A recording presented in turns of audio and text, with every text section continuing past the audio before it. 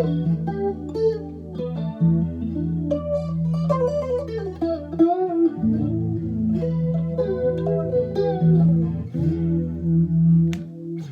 how's it going? Today we are going to do our segment on the influence of Diogenes Laertius, the ancient biographer of philosophy.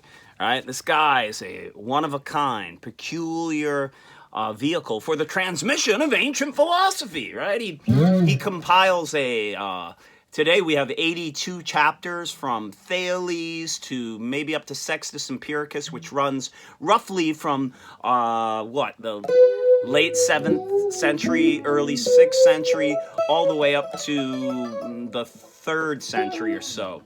The dates of Diogenes Laertius are figured primarily from him coming after Sextus Empiricus. Yet we don't know when Sextus Empiricus lived exactly as well. But in any case, this book is chock full of lots of cool stuff that has influenced prior generations of philosophers.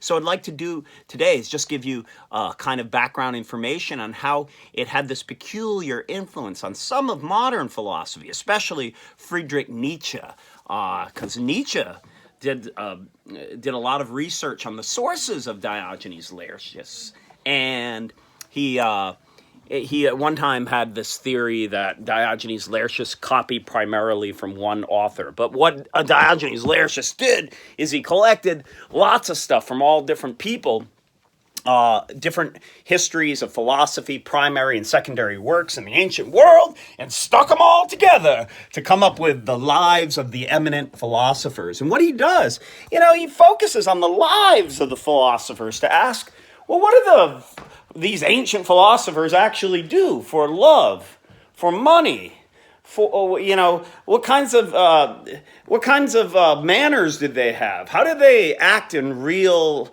life situations? And so this is something that invites you to think about, is there any relationship between the biography of a philosopher and some of their advice that they come up with, especially moral advice, right? Should you marry, or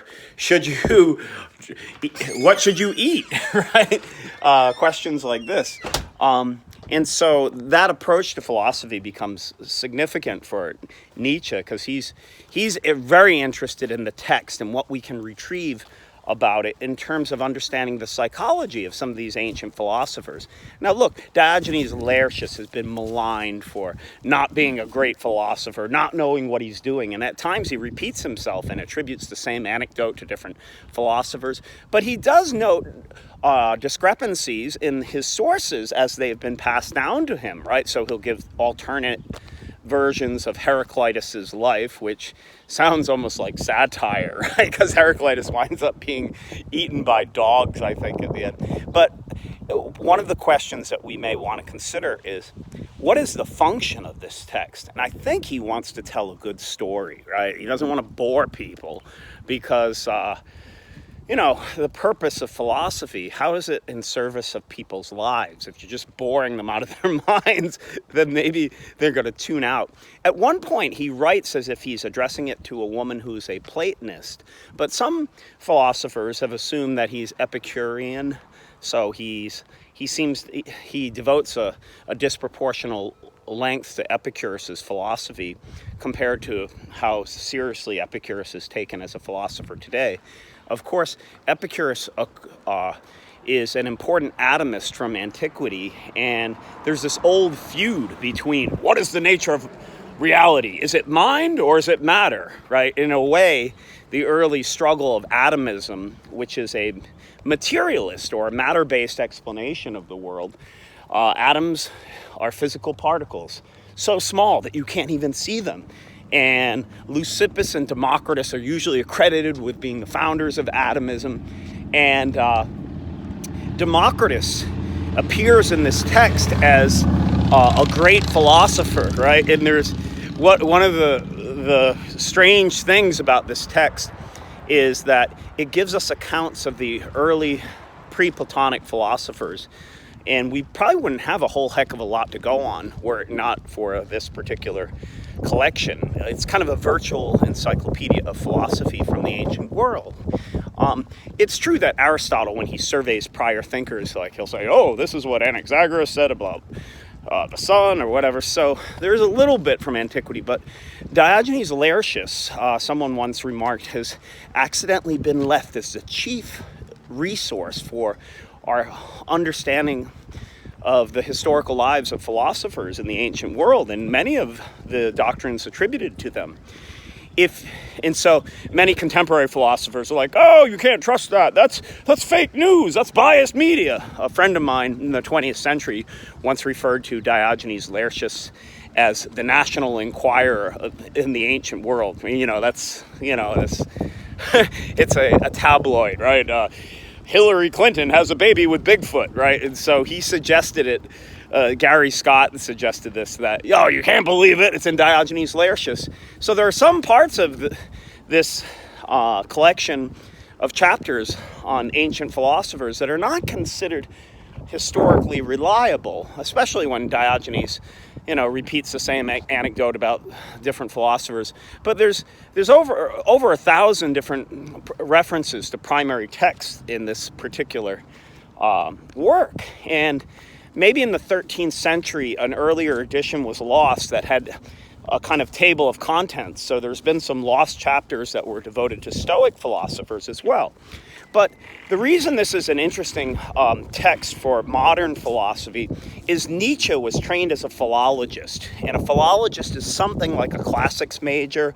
And so he's reading this Greek text and trying to interpret what's the meaning of it? What can we get from it? And, some of the other things Nietzsche does in philology is, right, you try to verify where texts came from, whether they're forgeries and things of that nature. So Diogenes Laertius presents this unique puzzle for anyone who's interested in the earliest accounts of Western philosophy. So in terms of the specific chapters, there's another Diogenes, by the way, Diogenes of Sinope, not Diogenes of Laertius, but Diogenes of Sinope. There's a chapter devoted to him in Diogenes Laertius's Lives of the Eminent Philosophers, right? And he's called the dog, right? He's scandalous, right? Because he supposedly does crazy things like pee on Plato and masturbate in public, and he got in trouble for counterfeiting, right? And so people say, Diogenes of Sinope, you're not from here. What kind of weirdo are you? And he's like, yes, I'm a man of no city. I'm a citizen of the world, he says, right? And so this is almost certainly the first use of the word cosmopolitan, citizen of the world. And this idea of cosmopolitanism takes on a very different sense later on in the history of philosophy.